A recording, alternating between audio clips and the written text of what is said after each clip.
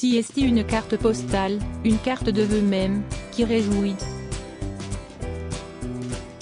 CST assez particulier de voir toute sa vie dérouler, avec les témoignages de sa famille et de ses amis. Bravo. CST, bien mon histoire. Je te propose qu'on en fasse un autre dans 30 ans. J'aurai 91 ans. On aura une autre histoire à raconter.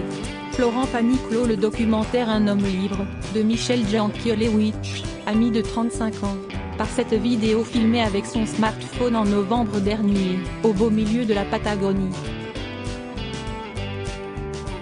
Ses cheveux ont repoussé. Il n'a rien perdu de sa gouaille. À l'évidence, il va mieux.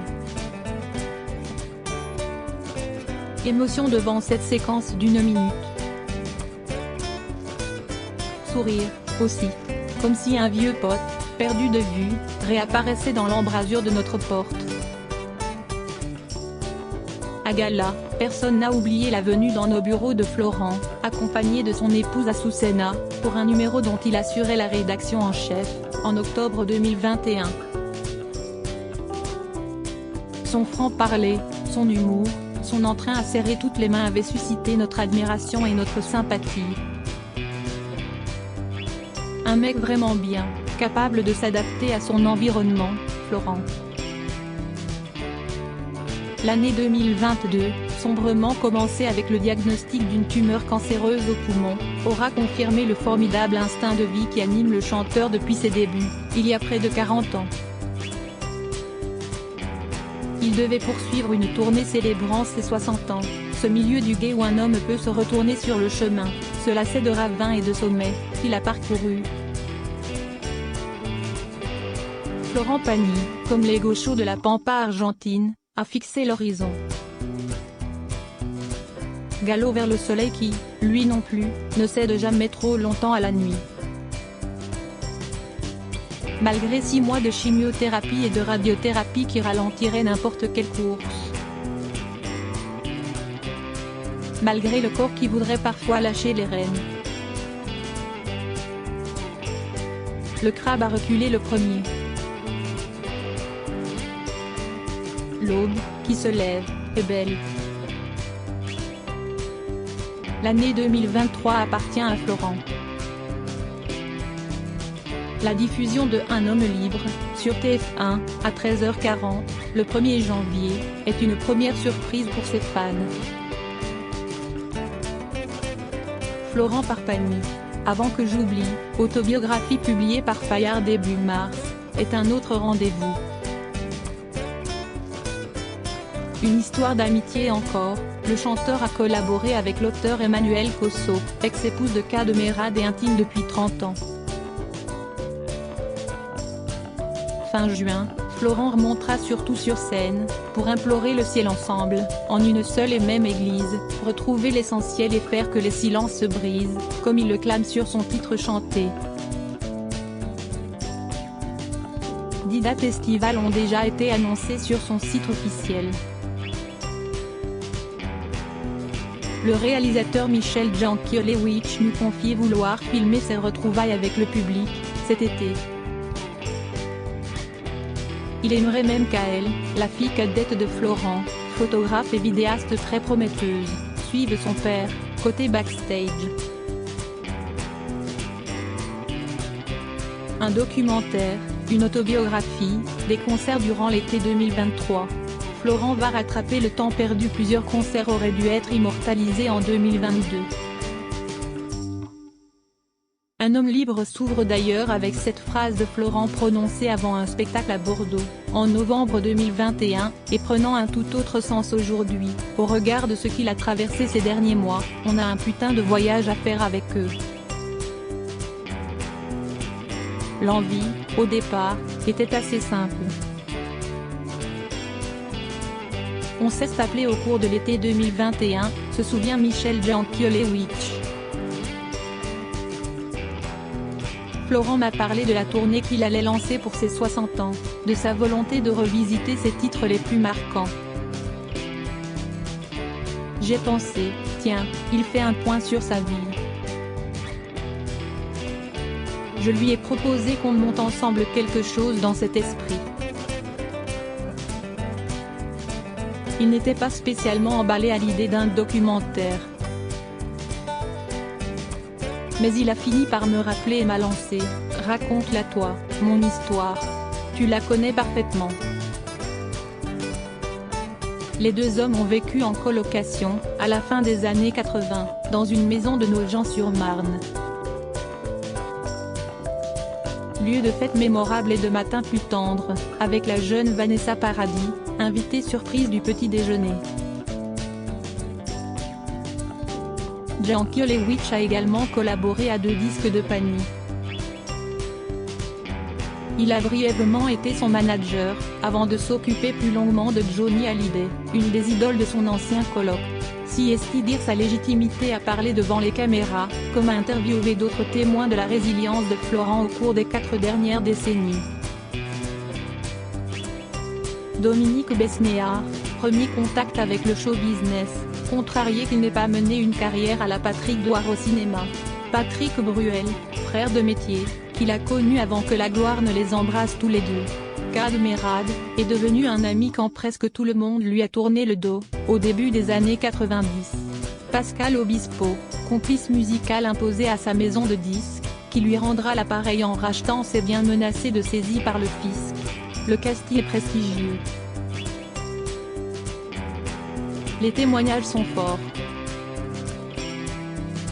2 femmes permettent de comprendre que l'homme n'a fondamentalement jamais changé, sa sœur Marie-Pascale, ironique sur ses travers d'ancien pauvre qui veut profiter de la vie, et son épouse Azucena, rencontrée en pleine dèche, avec laquelle il a choisi de respirer sans contrainte, en Patagonie, une partie de l'année.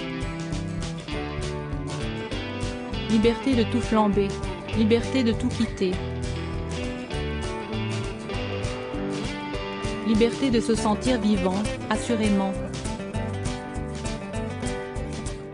Compagne et muse depuis 25 ans, Azucena a aussi été un pilier dans l'épreuve de la maladie, confie la sœur de Florent. Florent n'a pratiqué aucune censure, précise Michel Jankéléwitch. Le chanteur n'a assisté qu'à l'interview d'Azucena. Présence hors champ. Moins par curiosité de ce qu'elle pourrait dire que par besoin de proximité. Ces deux-là, la rédaction de Gala peut en témoigner, étaient faits pour se rencontrer. Ou plutôt, se retrouver. Comme s'ils avaient déjà vécu en couple, à une autre époque. Siesti tout à fait ça, confirme leur ami réalisateur. Florent, à l'aise face à un public, peut-être dans l'exubérance. Azucena, de son regard bleu, en quelques mots, rappelle à l'essentiel. Azu, talisman magnétique, protecteur, de son époux. Elle ne l'a pas seulement poussé à se réinventer artistiquement, après leur rencontre au cours d'un dîner, en 1992. Elle lui a évité de sombrer quand on lui a diagnostiqué sa tumeur cancéreuse, 30 ans plus tard. Florent venait d'attraper le Covid. Sale tout. Il m'a dit, dès que mon test est négatif, je fais une radio des poumons, car quelque chose ne va pas, Azu. Radio. Tumeur. Il était déjà en train de préparer son enterrement, raconte Azucena dans Un homme libre. Je lui ai dit d'attendre, de se calmer. Les examens ont révélé que c'était une tumeur méchante, qu'il fallait entamer un traitement violent. Florent a commencé à répéter son discours pour son public. Ça durait plus de 5 minutes. Il donnait trop de détails, jusqu'au nom des laboratoires. Je lui ai dit que ça n'allait pas.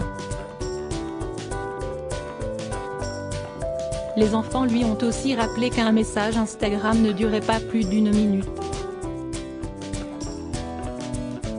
Il a été cru, mais sincère. Si est-il ce qu'il fallait. Combat d'une famille. Les murs porteurs de Florent, comme il désigne sa femme, leur fils Inca et leur fille à elle, se sont hissés plus haut. Ma belle-sœur, si est-il le pilier. Je ne lui ai pas dit, mais j'ai été très émue de voir comment elle réagissait, relate Marie-Pascale Pani-Diunta, au bord des larmes, dans Un homme libre. Florent ne s'est pas écoulé non plus. Il n'a rien stoppé.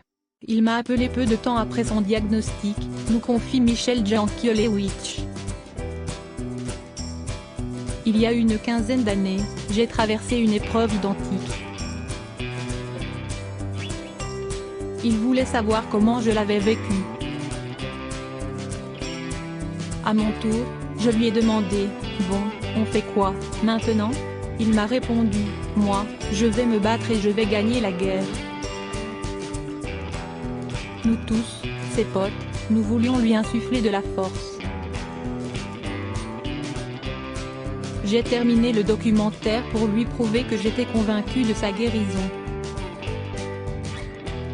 L'ami de 35 ans poursuit, Florent est ingénieux.